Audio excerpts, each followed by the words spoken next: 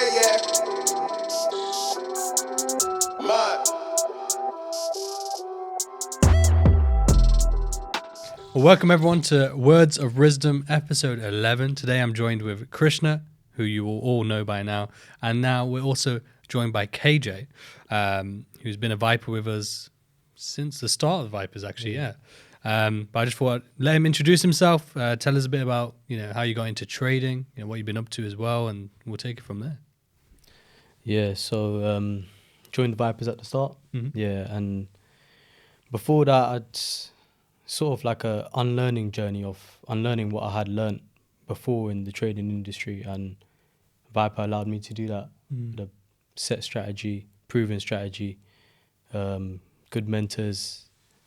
So yeah, I just got introduced to Riz through Instagram. How did you get into trading then? Trading, so I got introduced to trading through Accomplice. So I knew someone who was doing quite well in the industry. But you know how it goes, they weren't really giving up the way they learned, how they learned, or how they got how far they did. So they just put me on to baby pips, as it goes. Yeah. So studied baby pips and then just sort of just found my own, what kind of works for me. At the time I was working full-time in a job. So I kind of just set to the swing strategy. It was quite slow, wasn't really improving. And then you got your all the Instagram influencers selling courses, and then came across big names in the industry. Didn't really work out for me. So then I stumbled across Riz and the Viper. I think it came at the perfect time for me. Yeah.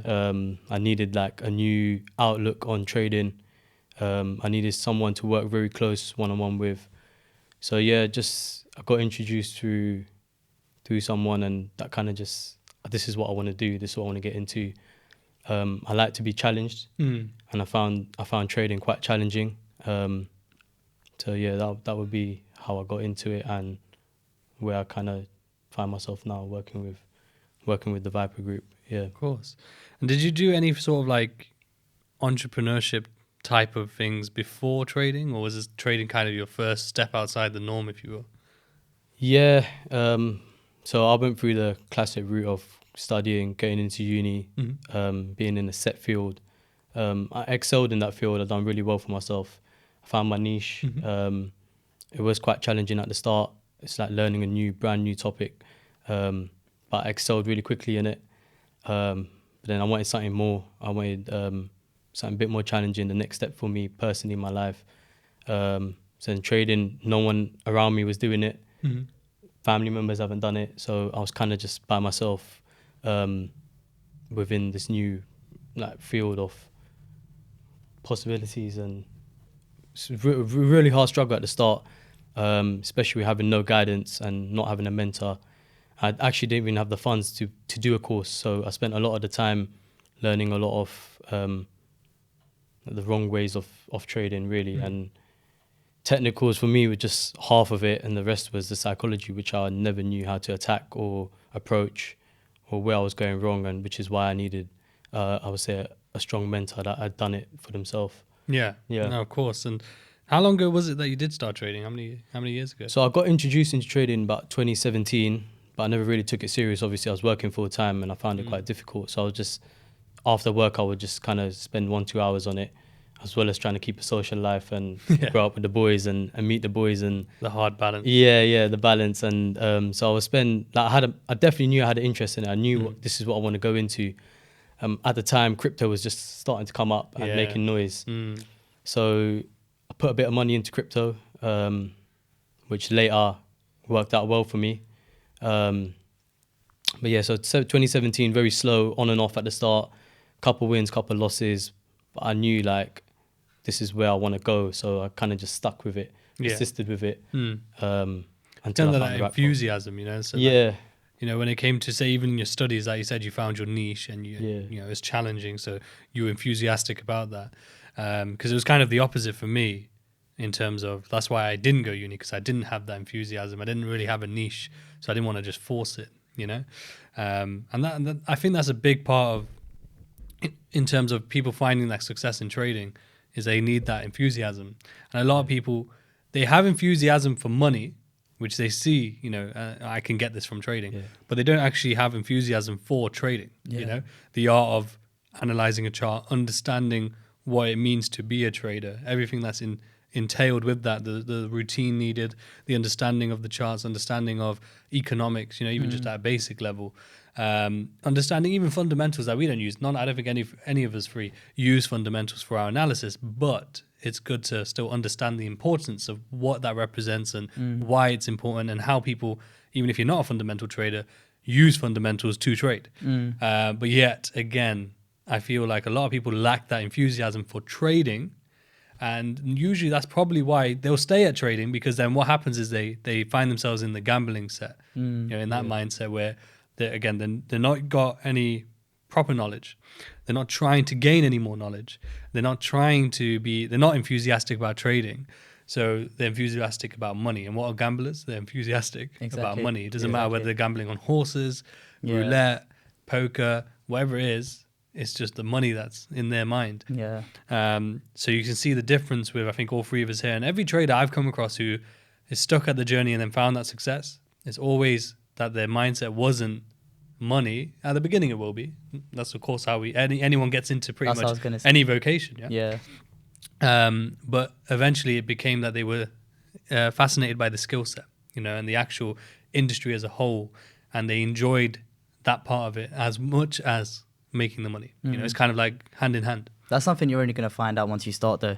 I feel like, because as we said, like, we're always going to be enthusiastic about the money to begin with, and then once you really dive into it, and then the difficulties come across, and then you ask yourself those questions like, do I actually want to do this? Like, do I actually want to be a trader? And then it's like that's where people either quit or then people continue.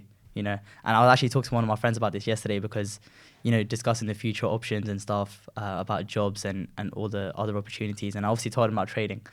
And again, he's one of those people that, I can see him enjoying the rewards of trading. But even himself included, I don't think he can see himself actually being that intense, hardcore trader, So it is definitely something that you always find out once you actually begin, I feel like. Yeah, no, 100%. I think it's, it's a choice, really. And I think a lot of people, they say 90% of traders lose 90% of their capital in 90 days.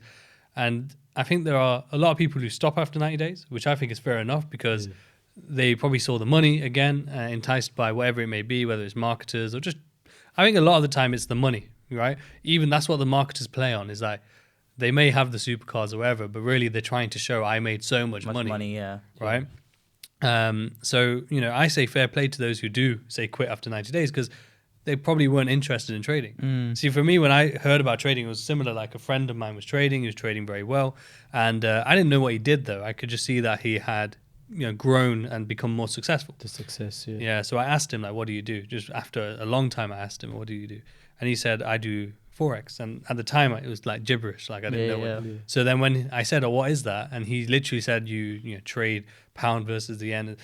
As soon as he said that, I was interested in that, not the money. I was interested in that. I was like, wow, that sounds so interesting. And literally, I kind of almost instantly felt like, this is what I want to do, with my life. This is what sounds, like something for me. As we said about earlier, the niche. That's where I was like, that's my niche. 100%.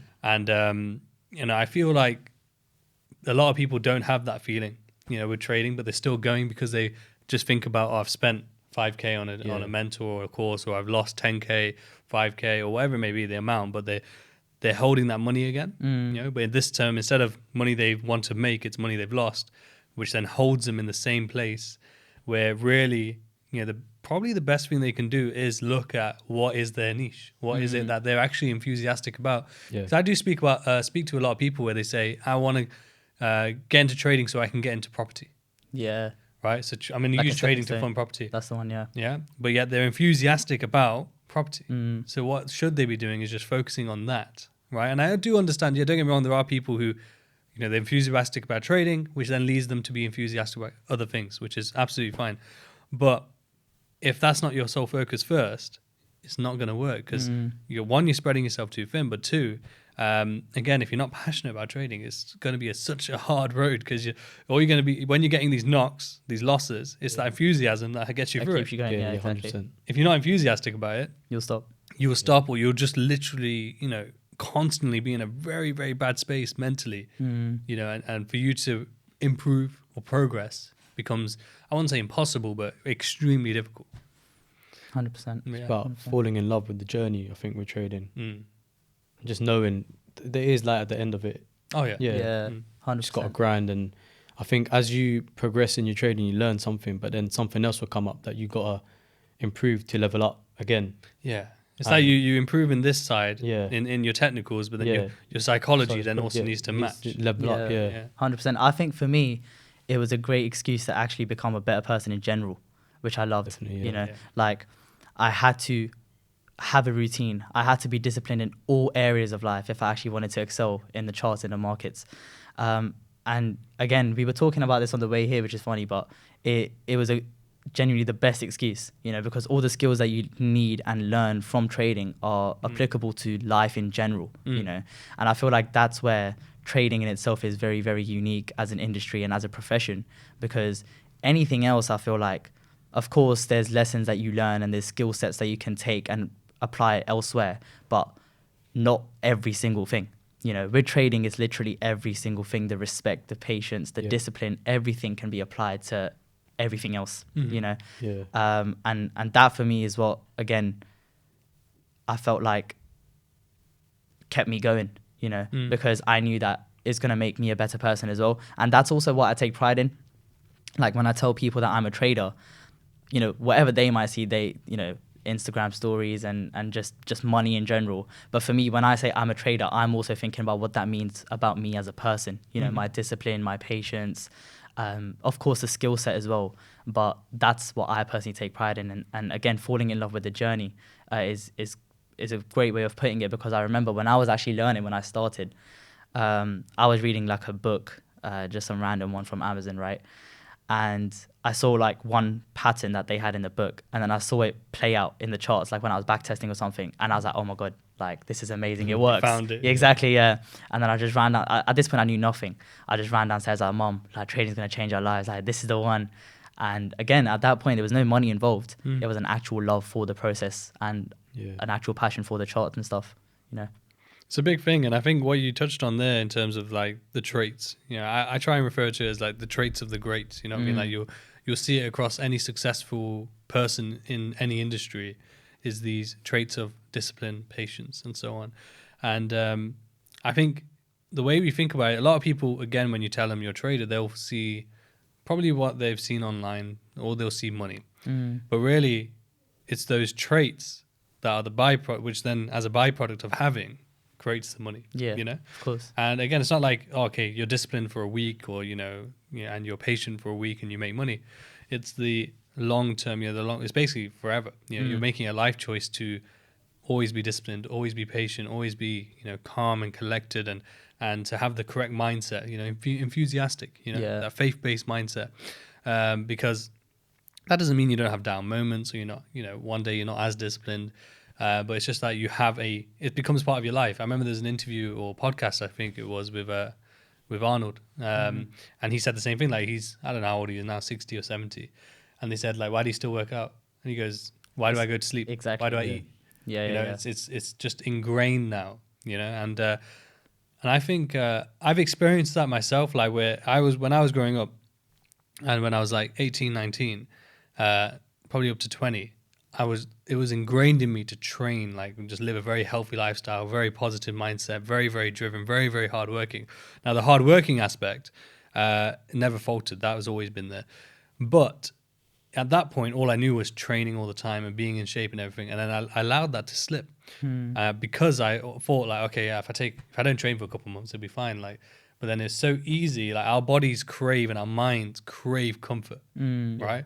So those few months turned into a few years very, very quickly, right? And every time I try and go gym, it's like, okay, yeah, I'll go for 3 weeks, 4 weeks, then I end up slipping back. Yeah. Because it's not ingrained anymore. But the reason the reason I'm not as like down about it is because I get to witness both sides. I've already experienced what it was like, so it's everything.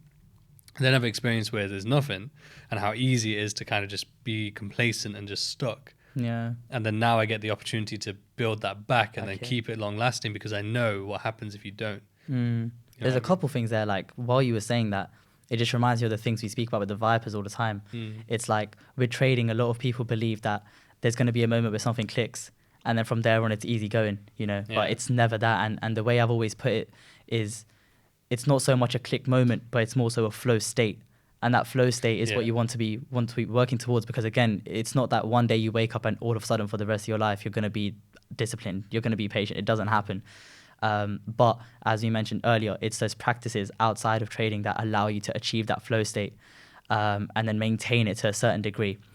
And then the second thing that you were saying about, damn, I forgot now, about trading and stuff. I was going to say something like that. It slipped out of my mind. But yeah, that flow state is very, very important.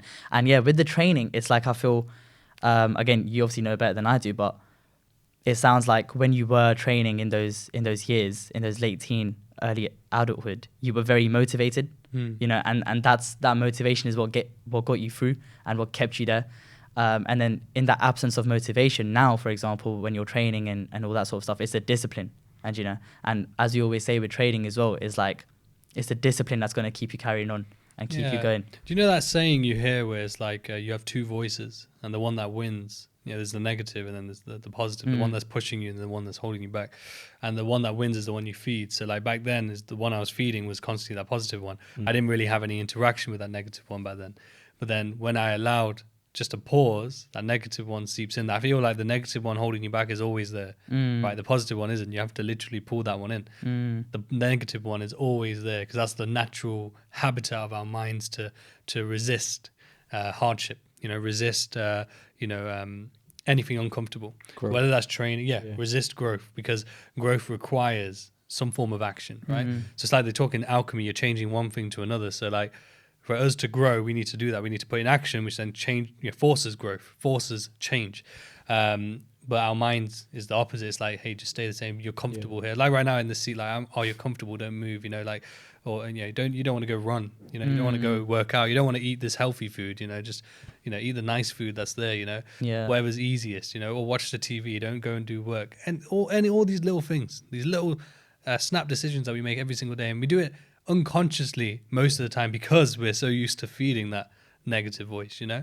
And I think that's what it was. Like, it's gone to a point now where rather than motivation, it's more, I need to actively be feeding this voice, you know, and I'm getting away from the other one. And I think that's where like the longevity is the hard bit, right? I can do, and I'm still pushing now. And what's helped is having things, even for me, this is what people don't realize, even for me, like the monk mode, right? Yeah, It's helped me a lot because insane. though I'm using it and created it for the Vipers, but really it's for me as well because it's the same thing. It's the accountability, right? And even more so for me because everyone shares their habits with me. Exactly, yeah. Not everyone else is sharing with each other. Yeah. So it's like the ultimate accountability to me because I've got like 30 or 20 people. Yeah, who know you have to lead what- by example. Exactly, Yeah. So it's like it's that real, reinforcement. I know obviously you doing the monk mode with us. I think you did 3 or 4 quarters, haven't you? I done the first one. I think you did first, second, and third, right? Yeah, I done all of them. It was just massive for me Mm-hmm. because I was already on track with it. I didn't drink, didn't go out, and I had literally everything apart from the consistency after the 3rd week and the 4th week to continue with it.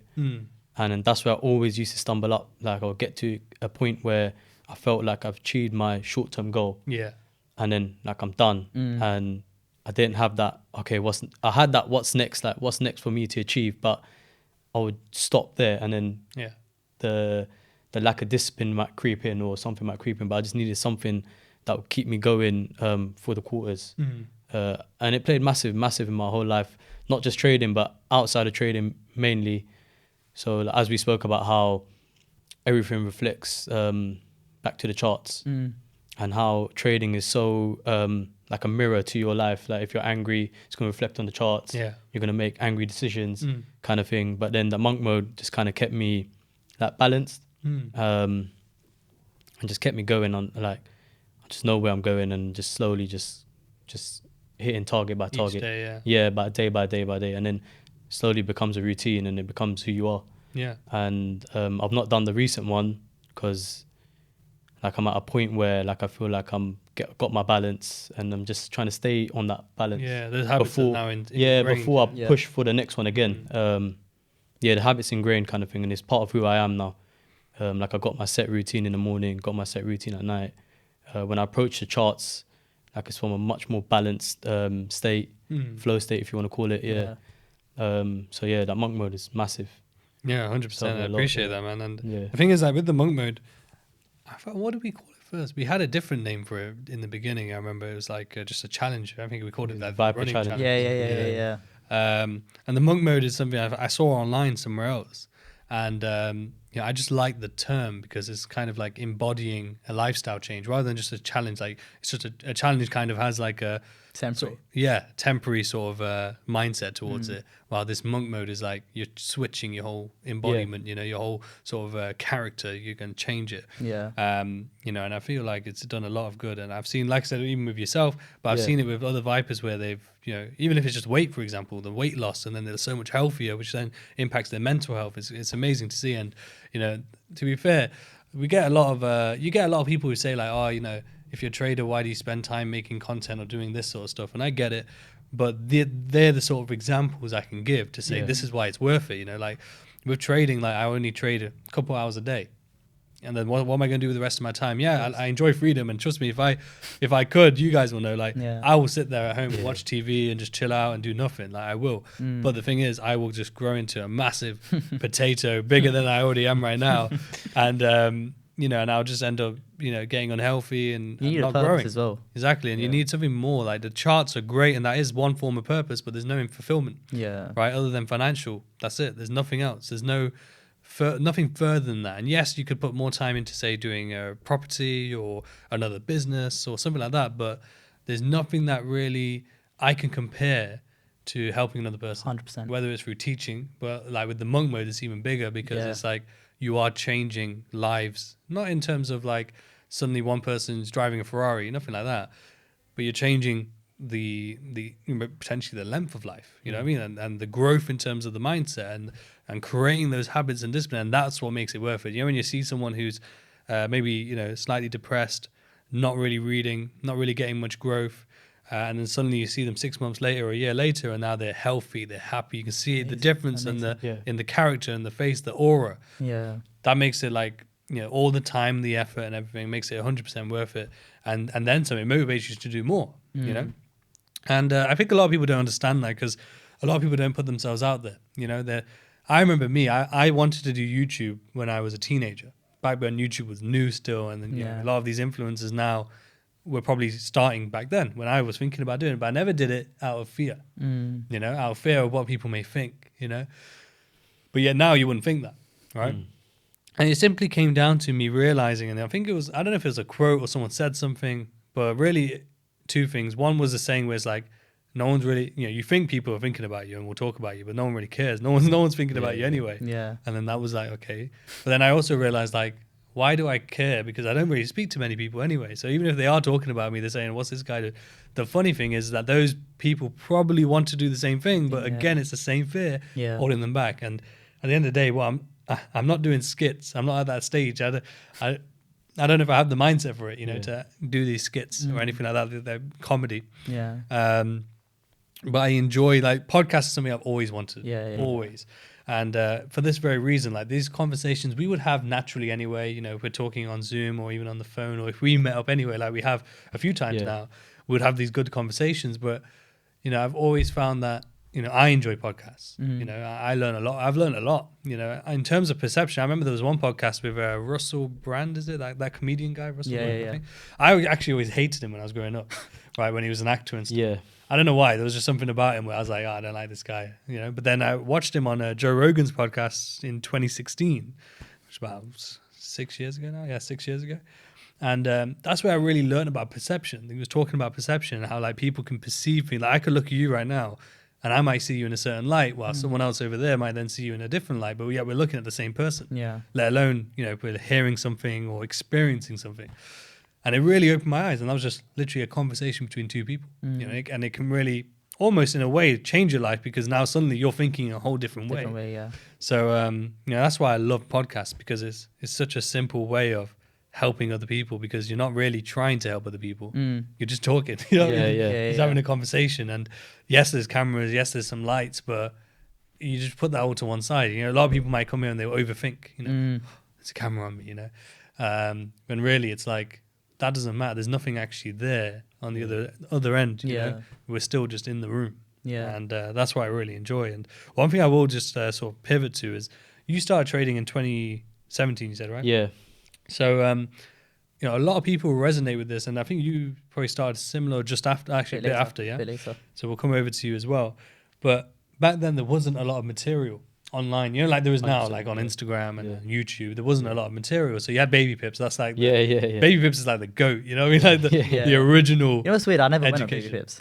For like the foundations and just learning the terminology and learning like what's a pip and kind of like how the market moves, or so just very like foundational knowledge of like a stepping stone kind of thing. Exactly, yeah. It was good for that, yeah. So what did you, what were you able to get, you know, for free online? Because I remember you said you couldn't afford courses originally. What was it like in that time period of, you know, trying to get the education, get sort of knowledge? So obviously I had that person who's done it, and they weren't really giving much off to me, so they weren't really like helping me. Is that I've done it, I'm past that now, so I don't really need to help people kind of thing. And so obviously I had Baby Pips, but then I was just like following people who have done it and are traders and they live in their life, and I'll just go on, look at screenshots and just look at kind of like what indicators they might have in the chart, try to find out what that indicator was, go on YouTube and then just watch a bunch of videos and kind of just swing,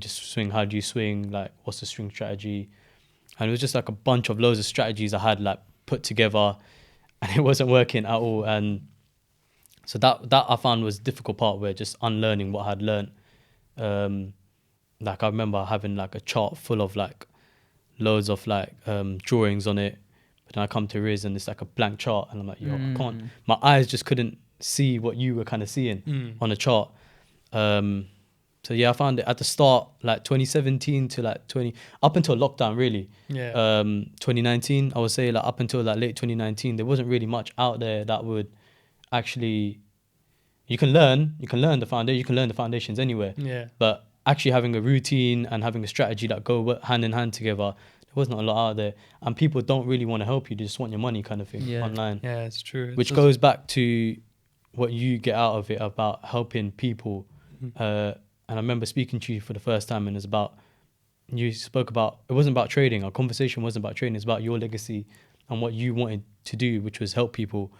And I felt like that's what I needed in my career at the time. Just someone that's going to look at it from the outside perspective and not look into the trading. You sort yourself out, you get a routine, and the trading would just fall along, or just fall naturally kind of thing. Because really and truly, any strategy could work as long as you got the routine behind it and you got like the discipline, and you know what I mean? And I never ever attacked trading from that aspect.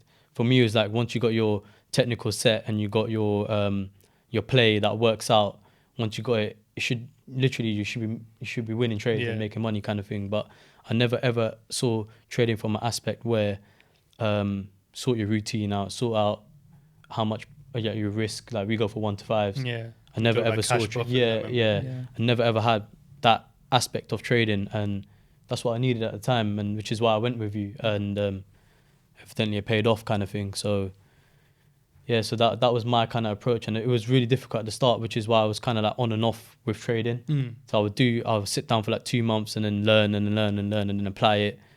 It will work for a bit, but then my routine wasn't there, and it would just fall off, and then everything I earned, I'll give it back to the market. So until I didn't find the Vipers and the routine, I didn't tap the routine, and like I said before, how the market reflects who you are kind of thing. I had a lot of anger at the time with my job, and then that was reflecting my trading, and I just kept saying to myself, I'm not a good trader, I'm not going to make it as a trader. But I still had that passion for it, because I'm an analyst in my other job, and my job is to break down key moments. So I work in sports, so key moments in a football match. And so I already had that analytical kind of side to me, which is what I enjoy, like breaking down stuff, and then how can I do this better kind of thing, which worked perfectly with trading. So if I lose a trade, I'll go back, break it down, analyze it, how can I do better, kind of thing. But I never knew that. I never saw it from the point of view that if I improved myself as a person, my trading would improve. And they flip from analyzing the charts to analyzing yourself. And I just went deeper and deeper and deeper. And there's a point whilst I was still with the Vipers in the group, and that where I just stopped trading for 3 months, and I just worked on myself. Yeah. Worked on like addressing my anger, which was relaying back in my charts, and addressing my patience, kind of thing, and in actually working on my self-belief. I'm flipping those thoughts from I'm not a good trader to I'm a good trader, kind of, for example. I mean, that's very, very powerful. Yeah. Because a lot of people struggle with that. Yeah. I see, did you ever think like, because I see a lot of people doing it now when they message me, they always think, oh, you know, I'm consistent. And what they mean by that when they say that, when I think of that now at this point, I think of that as like, you know, they've been trading profitable for 6 months or 12 months and beyond. But for them, it was like they won for a week or 2 weeks. Yeah. And then, so they messaged me that. And then when they lose a week or two after that, they say, oh, I've lost it. You know, I don't know what I'm doing. I'm losing now. And I was like, so when you said you were consistent, what do you mean? Oh, I had a good week. I didn't lose a trade. Yeah. Something like that. Did you ever have a point where you felt like consistency was just going to look like winning, never sort of, maybe a loss or two here, but like very high strike rate? Yeah. As long as you're in the blue. And I had that. But then it would get to a point where I would just give everything back at some point to the market. And I'm like, what's gone wrong? And then it's just literally going back and then trying to work out where you went wrong. But then you also got to understand it's just a probability game. Yeah. Your play might not necessarily work that time. Yeah. But as long as your risk is on point. I think that's where a lot of people have a misconception, because in this smart money realm that we're in, right? So using order blocks and so on, people think, okay, we're still in probability game. By using this style of looking at the market, we get a greater understanding, I would say, of what's happening in the market. You know, if we're disciplined and patient, and we're making sure that we're reading it correctly, not just being overly aggressive, which is a fault that many have. However, we can't forget that still, though, no matter how good the strategy is, it's still the probability game. I feel there's a lot of people out there where they try and promote their charts or their style, even within the smart money style, they try and like niche off, branch off and stuff. They try and make out like they know on 100% what's going to happen. You know, like their strategy tells the story 100%. And that's just a lie, right? There is no 100%, right? Because it's a probability game. All it takes is one person who is injecting or removing a large amount of capital. Yeah, I say one person, but one institution or whatever, maybe taking a large amount of capital out or putting it in, and that completely changes everything. So for anyone, I always find like for anyone who's claiming like, oh, this strategy explains absolutely everything, it's very misguided. I think it's really like misguiding people to a false sense of what's possible in the market. Like you said, you have your wins. And I feel like those people who think consistency is just winning, what happens is they'll win. And then what's happening is their ego or their overconfidence is stacking up. Yeah. So then the next trade comes along and they'll just change one aspect of their plan. So the discipline just slightly falters. And all it takes in trading is one slight difference, one slight change. It could be your stop loss size. It could be your risk amount. It could be even your target amount, right? Whatever. Just the smallest change can then completely change your results. Yeah. But one big thing I've always recognized from your journey is you've always reflected on losses, or if you've seen someone else's entry, you've always sort of gone and done the work necessary to try and understand. Even if, let's say, you don't understand, you've always gone to do the work. And that's another thing which I've recognized in people who find that consistency, a light at the end of the tunnel, is they do that work. A lot of people will just message you like, why did you take this trade? Yeah. But they've not even taken a moment. Not even taken a moment to go look.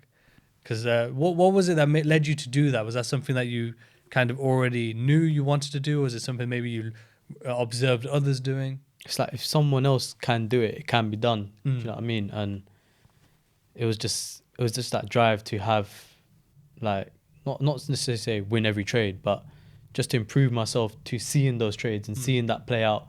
Like, how did you get to the point where using the same strategy, get to the point where you could enter there and bank profit, and I didn't see it, kind of thing. And then it's just kind of like zoom out or maybe even zoom in or something. But just trying to work out how you got to the stage where you saw that trade and I didn't see it. A lot of the time it was that, and I never took it in jealousy or frustration or something like that. It was just like, you're better than me right now, but I know I've got the ability to reach that level. And I spoke on the way here, we were speaking about it, which is why I think people got to be careful on like Instagram stories, and you can't let that beat you down, kind of thing, or like, I'm never going to get there. Just know that it can be done. If it can be done, then you can find a way to do it. If someone can do it, it can be done. Yeah. Exactly. And I think that was a big thing for me, just like, if someone can do it, I can learn from this person. But at the same time, not letting it affect the routine that I got. So like you say, like stepping out of one, it might be something simple as getting on, he gets onto the charts earlier than I do. Yeah. But it might not be something that's in my plan. Yeah. Which is why he got that trade and I didn't. Yeah. Or something like this. And That's fair, yeah. but you can always backtrack and you can always see how he got it, kind of thing. And that's what I used to do a lot of the time. That's the mindset. Yeah. Like a lot of people might feel the same way because they want to learn from someone that's better than them, but they might not want to put in the work. They just want the answer like now. Yeah. And they feel like that's what's going to help them. Yeah. And I feel like that's something we tackle. I mean, it's by default, it's going to happen in the industry. When there's students and then there's mentors, there's always going to be that mentality of, let me just get an answer out of this person, you know? And that's why we get those messages like, how did you get this trade, or what candle was it? Like, well, realistically, it's the same chart. You can just go through the time frames and you will know for yourself what candle it is. And, you know, if you're not willing to put in those 5 minutes, come on now, you know? And that's the mindset. And, you know, to go out and actually do it for yourself. And that's the same thing that we try to relay in our content, for example, like when we do, you know, the forecast. You know, one thing I always try to say is that do not look at this forecast for any sort of answer or any sort of signal type of, you know, again, that's the purpose of that particular piece of content. But realistically, what you should be looking to do is, you know, grow the skill set and look at how I'm actually marking on the chart in a certain way, you know, and look to develop that particular skill. You know, because a lot of people, and to be fair, even now, I guarantee there might be 1 or 2 people, I mean, fingers crossed, hopefully not, but there might be 1 or 2 people who just skip to the end where I say, okay, this is what's most likely, you know, and they don't actually watch the maybe 10 minutes, not even that much, you know, of how I actually got there. And the people who watch those 10 minutes are going to be the ones that get the longevity, you know, because we could stop doing the forecast like this. Yeah. And then they don't have their answers anymore, you know? Yeah, that's why like signals don't work, and that's why like they're not advised, because you're not learning the skill set. And that, I feel like people who try and follow signals or are interested in signals, again, they're just not passionate about trading. That's right, the biggest evidence of they're just looking at money, because they're thinking, if we find someone who can give me good signals, I'll make money. They don't care about trading. But it's true, there's probably a lot of people who just skip through or skim through, you know, like forecasts or even like webinars to see, okay, when, you know, is there like something he noted towards buying here, selling here? And it's funny what you said there about like, you know, what candle did you use? And, you know, one thing I've noticed is, I don't know if you guys have ever had this or even maybe still have this, where people are always searching for something that gives them 100%, you know, understanding of what the story is going to play out. Maybe not like in terms of actually taking a trade, but, you know, like, oh, how did you know price was going to go down? Yeah. It's like, okay, you could list structure and this and that. You can list a few things, but we don't know. We just stack the odds in your favor. Yeah, you're stacking odds in your favor. That's the whole point of having these confluences and an edge in a plan. But we don't know. That's where we're taking risk and we're trusting probability. And at the end of the day, that's the difference between accepting risk. You know, it's a big, I think it's like maybe chapter 1 or 2 or 3. One of the first chapters in Trading in the Zone is accepting risk. Yeah. And that doesn't mean like, okay, I'm risking 1%. I'm happy with that. No, it's like, I'm happy if I lose 1%. Like what will that look like on my MT4? Yeah, you know? I'm happy to see that loss because I know that I had my confluences. I've stacked things in my favor. It fits my plan. So I'm accepting that. If I lose, it's fine. I would still take that trade again. Yeah. Right? But a lot of people, unfortunately, they think, you know, what they struggle with is like, okay, structure may have broken here, for example, to the downside. But how do I know it's going to go down? You know? Yeah. And it's like, you don't know. You're just following, again, your confluences. You'll never know. Even to this day, I don't take a trade and I go, this is 100% going to happen. Like I took a textbook short yesterday on EU. Yeah. It was textbook, but could price have gone up and taken me out? It was a short, but could it gone up and taken me out? Of course it could have. Would I have been happy about it? I wouldn't have been happy, but would I have been sad about it? Yeah. Probably not, because again, it was textbook. Like I would take that same trade a bazillion times, right? Every single time I'd take that trade because it was so textbook. Did it play out? It played out. Fantastic. But had it not, would I be annoyed? No. Right? Yeah. And that's the difference though. Like, because I remember there would have been a time where I still would have seen it was textbook, but I would have got annoyed. Right? I would have got annoyed like, oh no, all of these things were telling me it was short. It was like textbook trade. Why didn't it work? Yeah. The thing is, like, if you're in that mindset, you know you're not ready to try and do a funding challenge. You're not ready to be, trading large amounts live, because they're the things you need to be taking note of. Yeah. That's why I always say in journals, it's not just about journaling the technical aspect. Journal your psychology, Yes. journal your mindset. When you woke up in the morning, journal before you took your trade, maybe when you're managing your trade, after your trade. What was your mindset saying? Were you calm, balanced? Were you, in the beginning, you're not going to be. That's our aim, is to get us to that calm and balanced state. And it's not easy, because I always say, like, in everyday life, how many of us are calm and balanced? You know what I mean? Like, I'll get stuck in traffic. Yeah. I'm a bit more calmer nowadays, right? More balanced nowadays. But there was times where I'll get stuck in traffic. I'd be pissed. I'd be so angry, so annoyed. I know that back in the day as well, it was like, let's say someone cancelled plans on me. I'd get so upset or annoyed, But again, through repetition, and again, it's kind of like what we spoke about earlier, when it becomes the norm for you, the more you've repeated it, you've created a discipline about being balanced, then it's just second nature. It's like nowadays, I still have certain things that might get me a bit more heightened, but even if they do, so much faster now to get back to balance compared to when I was 15, 16, 17, 18, 19. But there are majority people who live their whole life, Bro, it's ridiculous. through this big swings, emotionally. And have you ever experienced that as well? Like you probably through, hopefully, the last 12 months, personally, balanced it down. Yeah. So I spent a lot of time working on like emotional triggers and just controlling them, and just aligning myself to who I want to become and the type of trader I want to become, if you're talking about trading. But just just catching your thoughts and catching your feelings, emotions early, and then just realigning yourself back to who you want, who you see yourself becoming. Yeah, Definitely. It's that self-awareness. It's something we spoke about last time. Like, it's super important. Like, sometimes even if there's, a great trade and I'm like, that was sick, instantly I'm like, I can't be thinking that, I can't be getting happy about this, because then I'll get sad about the next one when it loses. And it's things like that, just being very, very aware of your own emotions. Again, we can apply everything to trading, but as mentioned before, it's in normal life as well.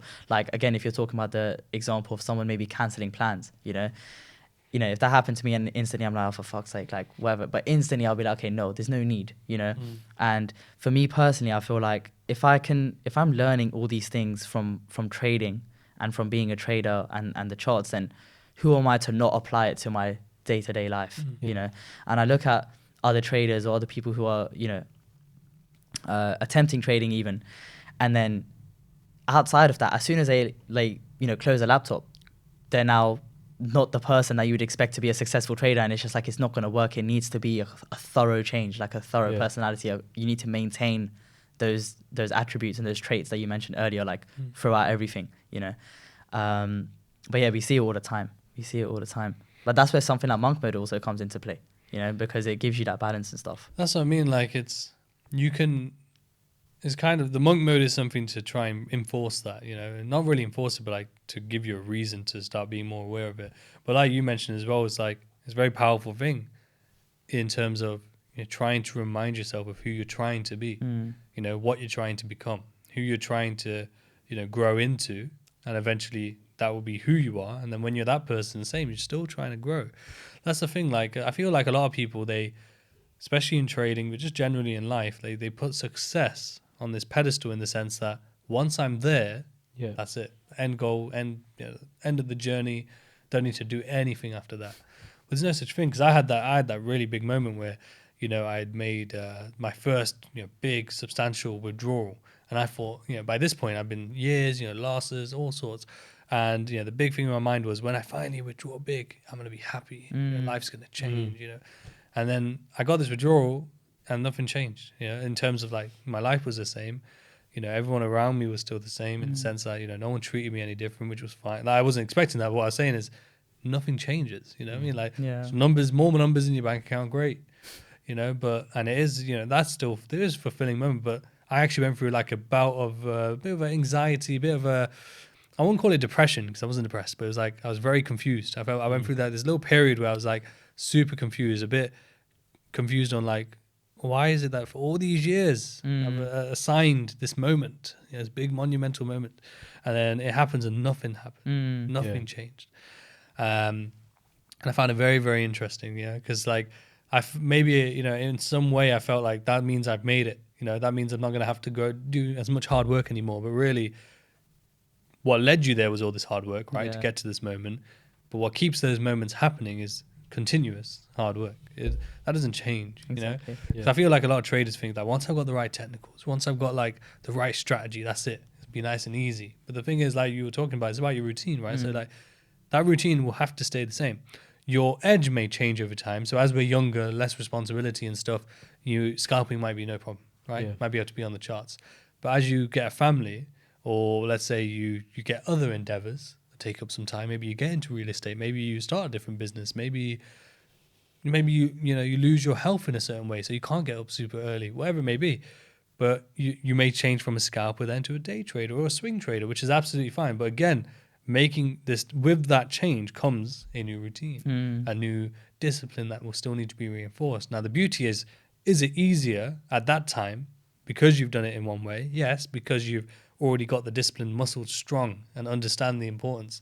But you see these people nowadays or people now who don't have that discipline instilled already, but they're jumping constantly, scalping, day trading, swing trading, EU, GU, USV. You know, they're just jumping because they're just seeing this might work, this might work, this might work, and they're never giving themselves time to learn. You know, that was a big thing for me. Like, the consistency was really honing in loads of things, whether it's pairs, style, just really getting focused, really just getting laser focused on who I want to be and how I want to be as a trader and what I'm happy to trade. You know, because I remember you trading EJ for a bit. Were you trading like multiple pairs when you first started, or? Yeah, at the start, it was about 5-6 pairs, and not consistent on any of them because I didn't really have a set strategy or anything like that. But there's one particular one, EJ, I just found suited me, my personality style at the time. I wasn't really high risk, but I wasn't very like reserved either on the charts. Like, if I saw something, I'll take it kind of thing. And EJ kind of really fit the bill for that. So I stuck with it. I kind of know the pair. I kind of stuck with it. But then I kind of branched out into ones that now suit me better now. As I've evolved as a trader. So it's just being a bit more adaptable to what the market's showing you. And I think that's one thing, you can't really have a bias on the markets, and I think that kills a lot of traders. And then that's where a lot of the emotion comes in. I thought I was right kind of thing, or I thought it was going to go short but it went long kind of thing. You just got to be adaptable to what the market presents kind of thing. And that's a big part of my journey. Is just whatever you present to me kind of thing, I will take the play off that. EJ I stuck with for quite a while. But as I've grown as a trader, I've kind of moved on to... I think that's important though, because I think like you developed your skills and the mindset and everything on one particular pair like EJ. And then once you're at that point, similar to what I was just saying there about like changing from scalping to same thing, like you've gotten the skill now. You can then, as you say, be more fluid, be more adaptable. But you've already got the skill set necessary, like the right mindset necessary to be able to do that. You're not doing it in a way where it's like, this ain't working for me, I'm going there. This ain't working for me, I'm going there. You know, you're not rushing. You're doing it. It's a calculated move. Kind of like playing chess. You know, you're predetermining your moves. You're not just rushing into a game just trying to win. I mean, we see the same thing with like people that are looking for educators. You know, they'll buy one course and then give it like a week or something, and then go buy another one. And then realistically, similar to what you said earlier, any strategy will work if you apply it with discipline and have a plan. You know, that's the thing. Like you could use. I've always said like you could use RSI, you know, the indicator, and someone might teach you a strategy just using that RSI, and yet we never use indicator. A lot of people like shun indicators. I don't use them personally, but I don't shun them because again, like you say, anyone you could with the discipline and plan behind it, you could be more profitable than me using an RSI or a market average or whatever it may be, anything, right? Could be like these funky candles. I can't remember what they're called. All the different types of candles. And Yeah, stuff. I don't even know. You could use a line chart. You could use line chart. You could use a hollow candle. I don't know. I think there's one like noughts and crosses or some shit. I don't know. There's too much. But you can make anything up at this point. Yeah. That's what I mean. But like, I know I remember there's one funny one. The moon cycles. Yeah. Again, I'm not gonna use it personally. Yeah. But if someone uses it, they understand it, and they can make a repeatable process around it, and then obviously be disciplined to it. And they're profitable. Who am I to say anything? I'm not going to say nothing. Of course. Yeah. But there's people just jumping all the time, just constantly jumping ship from one to the other. One thing I was going to move on to, I remember we talked to you started in 2017. Yours was soon after. So I think by the time you had joined into sort of the industry and started getting started, there was probably a lot more content. Yeah, already. And I think at that time, the smart money was probably just coming on the off. scene. Just like really. Yeah. And to be fair, when I joined, it was again lockdown. So that was a time where everything took off because everyone's at home. And it was like, how do I make money online? And, how do I do it at home and stuff? So the Forex industry, like, I got on the train just as it was taking off, especially with smart money concepts and stuff. So again, I never really went on baby pips. I've never used it. I've had a look at it because I've recommended it to other people. But then I was like, I can't recommend it if I've never seen it myself. So I checked out like, yeah, this is cool. But for me, when I started, it was similar to you where I knew someone. Yeah. And... he was my course almost. I remember I hopped on maybe 1 or 2 calls with him, and like he showed me all these different things like the Wyckoff theory or like all of this sort of stuff. And again, the same as everyone else, like when he was showing me, I was like, this is amazing, like this is mad. But then I couldn't do it myself, because obviously when someone tells you, it makes a lot of sense. Then going and applying it myself, I was just stuck. I was like, bro, this doesn't make any sense. But the crazy thing for me, and the reason that I knew that trading is going to be the one, is because prior to this, I knew nothing apart from academics. I was very, very studious. I was like, grades. It's all that mattered to me. And to be fair, no different to anything else in terms of an addiction. I was very addicted to like getting a good grade. Like that feeling of when, the teacher walks around and hands you your paper back and then people ask you what you got. And then that feeling when you say an A or an A star, I was addicted to that feeling, and I really, really worked hard for it. And then ultimately what ended up happening is when I did get my grades one time, it gave me absolutely nothing, and I was lost, but instantly decided that I'm not doing this shit anymore. Like it's not, I just hate it. I really, really started hating it. And after that, anything that didn't really give me happiness or that instant sort of gratification, I just turned it away. I was like, I'm not doing it. If it's not making me happy, I'm not doing it. I was very obsessed with that phrase. Because that's what was important to me at the time. Well, that's what I thought. But then when it came to trading and nothing made sense, but then I went back to it, I realized I was like, okay, there's a very good reason for this, and that was my passion for it. And I feel like my personality type in general, like I want to know stuff. Like I just want knowledge, and if I'm thinking that there's a way to actually understand where price is going to move and go next, in a world where everyone thinks it's random, and I can pinpoint exactly what's going to happen, or maybe not even exactly, but I can capitalize on it to a certain extent and have knowledge about it. I was in love with that idea. And also the fact that it is niche, it is different. It's not the same old uni degree, blah, blah, blah, blah, blah. It was very different, and I loved it because it gave me an edge and it made me, stand out. It was different and I loved it. And that was for me what kept me going. I was like, regardless, I'm going to do this. Yeah. How do you find like, when you were doing it, all this content's available, all this different stuff, different people, different styles, what helped you to sort of just kind of ignore certain ones? Or did you ever find that as a struggle? Or were you more kind of, I like this style, that's it? Or did you have a moment where you kind of looked at there was so much available, different people you may have looked up to as well? Of course, yeah. But then finally, what was it kind of that pushed you down that route then to pick this? I mean, for me, I feel like I always had this understanding where, so of course came across things like support, resistance, trend lines. And to me, and I have my mindset to thank for this in the sense that, and everyone knows in terms of the Vipers that I'm like, it needs to be logic, it needs to make sense, right? There needs to be a fact-based logical reason as to why things are happening. And then when I saw people are drawing trend lines and support and resistance, and I thought there's so much ambiguity surrounding this that it can't be true, you know. And it might work by coincidence sometimes. And of course, then when I went to apply it, because obviously at one time that's all I knew, right? When I went to apply, I was like, right, sometimes it's working, sometimes it's not. There's no way that this is it, right? And then, you know, at that point, continued looking around. Then obviously I found smart money. And then when I saw, okay, this is actually making sense. There's no ambiguity surrounding it. For example, an order block is an order block, right? And then I saw it consistently working. Of course, sometimes it doesn't, but there are reasons for why it doesn't, you know? And those reasons are fact-based. And So yeah, it's normally just like misreading, you know? Misreading, exactly. And that's actually what I loved about it. It's like anytime, or do I want to say anytime? I will say 99.9% of the time, because you never know, right? 99.9% of the time you go wrong using the strategy that we use, it's going to be because it's your own fault. Yeah. And I loved it, you know, because that just meant that if I can now control myself, who can stop me? What can stop me, right? And all I need to do is control myself. And when I say it like that, even when I said it to myself at the time, sounds easy. All I have to do is know myself, but it's the hardest thing to do, you know. But yeah, that's what attracted me to this particular style. And instantly I was like, okay, cool, nothing else, you know.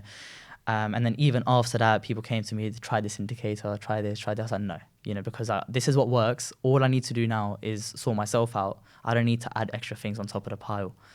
But of course, even then, when someone came to me with something like Wyckoff, for example, and I thought, okay, cool, like I'll look at it. And then obviously through a process, narrowed it down to something that made sense, I'll add that on, you know. But it won't just be random things. Look, this will help. Okay, let me try it. It wasn't that. So in that case, I was very, very lucky because I felt like the process of learning bullshit essentially was very short. So I didn't have that phase of unlearning, you know, which I was very lucky for. Very lucky. Yeah, no, it makes sense, man. And you know, it's a big thing to be able to have that sort of mindset. I remember, you know, when I started, that's what it was. It was just kind of the retail stuff, you know, the trend lines, the support resistance. There wasn't anyone back then, I would say, who was giving a direct plan. You know, they were just teaching that. That's what they were teaching. Just here's trend lines. They didn't teach how to put it together or make it into a system, because it can work when it's a system, when it's a repeatable process. No one was really giving that back then. It wasn't really a big thing. I think nowadays, you know, because people can kind of see through that now, and especially because it's like growing, like you said, it's like a niche, but now it feels less like a niche nowadays because of like the amount of people we see doing it and offering things and sorts, and that's not a problem either. I find in two ways it's like it is a good thing in terms of being able to have more options, so that you can find something more suited to you. The negative is just that there's so many options, it can be hard. It can just be like just kind of like noise.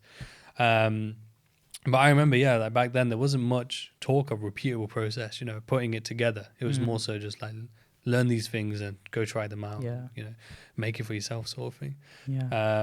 So it was good that you were able to see through that, you know, and wanted something more clear, you know, here's a path to understanding, you know. So that's good to hear. I think we'll finish up with this last question for both of you, and we'll just go KJ first then to Krishna, which was, what was it in your journey that you saw, the steps you took? It doesn't have to be technical. It could be technical though, you know, be honest with whatever your answer is.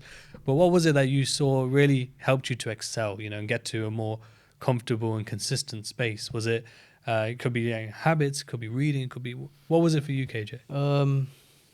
I think to get to the next level, from where I was at, like before I come to Vipers, it was definitely just having like a vision of what I wanted in the future, and just slowly just working. So like working backwards to my goal. So if this is my goal, how can I get there on a daily basis, monthly basis, and just working backwards. And I think that helped me a lot, because you see a goal and it might be so massive and you feel like it's too far away to reach kind of thing. But then just breaking it down into little smaller goals and then just working that way. And I think that was massive for me, because I had a lot of doubters. Like, I don't know if you guys had it, but around me I had a lot of doubters. Of course, doesn't work, but just getting little victories for me was a big thing, and it just increased my self-belief. So I'll say more than the technical side of things, is more just that the reality of actually becoming profitable trader. Yeah. It was for me just the little victories of attaining the bigger goal, and just proving in my mind, the doubters wrong. Yeah. Which was a big thing for me personally. Of course. Because no one around me had ever done it before. Yeah. And there's like people around me that made money in so many different ways, and then I was like, this is what I want to do, and this is how I want to make money, like generational wealth kind of thing. So yeah, just for me, it's just stripping back and then just simplifying it, because it is simple. It is simple. It's just actually putting the hard work in to achieving your overall goal kind of thing. So yeah, for me, just breaking it down, making it easier for myself. No, I like that. You know why? Because it's more unique. You know, Yeah. you'll hear a lot of people when you ask a question like this, it's just like, oh, I understood structure better. Or, Yeah. you know, I understood this technical thing better. When really, so far, to be honest with you, actually, that's what you would assume the answer is. I always ask Vipers, you know, when they get passive funding or they're showing consistency, and I've seen them struggle before, I always ask them, you know, what was it that made the difference? Because I know it wasn't me. It wasn't like I did something, or one of the mentors in the group did something. You know, don't get me wrong. Sometimes it might be a webinar where you just help them to click a little bit. Yeah. But it's always stuff like that. You know, something outside of technicals and charts. It's more the mindset. You know, and the one you just explained there is very powerful, because a lot of people don't plan in the first place, let alone that exercise of reverse engineering, so that you can actually have actionable steps. So no, I really like that. Now, and Krishna, what about you? Yeah, honestly, like one of the biggest things was very, very similar. Pretty much the same thing, breaking bigger goals down into smaller things. And as I was like, you know, when you asked that question, I realized that the answer is going to be very underwhelming for people who might want like a magical answer. You know, it's the same thing as always, but just taking action, because I felt like for a long, long time I was in a space where I knew I could do it, and I thought that was enough, and I thought one day I'll wake up and just do it. And then slowly, I realized I was thinking the same thing that I'm thinking now a year ago. Something's gone badly wrong, you know, like the same thought of one day I'll get it. I was thinking a year ago, and nothing's happened. So when's it going to happen, you know? And I was also a victim to the mindset of going hand in hand with that is, you know, when this is a little bit better, I'll be able to do this. Or, you know, when this gets sorted out, or just more so pointing fingers, blaming other things, you know. And then I used to see myself getting these bursts of energy and motivation around New Year's. Quickly realized that that's nonsense. And something that I always preach about now is, you know, if I can't make the change, for example, today is the 4th of June. If I can't make the change today on the 4th of June, I'm not going to do it on the 1st of Jan. And if I do, it'll be for a week and it'll be gone. So I realized that there's no better time to start than right now. You know, there's no better time to do something right now. So for example, I'll be like, you know, talking about the people that we want to be, or the types of traders that we want to be. I knew from a while back that, I want to be the person that gets up and takes a cold shower, you know. And then I was like, but I'm not going to do it now, because obviously I feel a bit cozy, like I'm not going to do it. But one day I'll get there. And then I was like, no, like when's it going to happen if I don't do it now? So just taking action, like stop talking and start doing was my biggest thing. Because for me, it was very embarrassing, like, you know, going to people and saying I'm going to do this. And then like a week later, a month later, a year later for myself, I haven't done shit. It's very, very embarrassing. And that embarrassment is also what I was scared of in a way. You know, and that's what, you know, pushed me to actually make that change. So I can actually say, you know, if the conversation ever arises, I do this, you know, and I did make this change. But yeah, just simply taking action for me was the biggest thing. It's very powerful. You know, a lot of people, they believe they're taking action, but if you reflect on it, are they really? You know, there's a massive difference between turning up or, you know, just sort of just viewing and then actually taking action. Because in our industry, I believe a lot of people just view, you know, they just watch, you know, watch a webinar, watch a recording. But they won't go and act, you know, they won't go act. They think it's enough. Yeah, and I think there's a big separation, you know. You can view all day long. You know, we can all watch football. Doesn't mean I'm going to get good at football, you know what I mean? I can all watch, I could watch a trader all day long, you know, profitable trader, I can watch him, but unless I'm going to go act and do the actions that led him to be where he is, how am I going to get there? You know? know? So it's very powerful, and thank you for that. Well, thank you both for coming down. Of course. Thank you for having us. Yeah, always. But any links social media wise of KJ or Krishna will be in the description below. Thank you for tuning in. Let us know what your biggest takeaway, because I think there's a lot of value actually both. So again, thank you both of you. So what were your biggest takeaways? Throw them in the comments below. Subscribe for future episodes, and I'll catch you on the next one.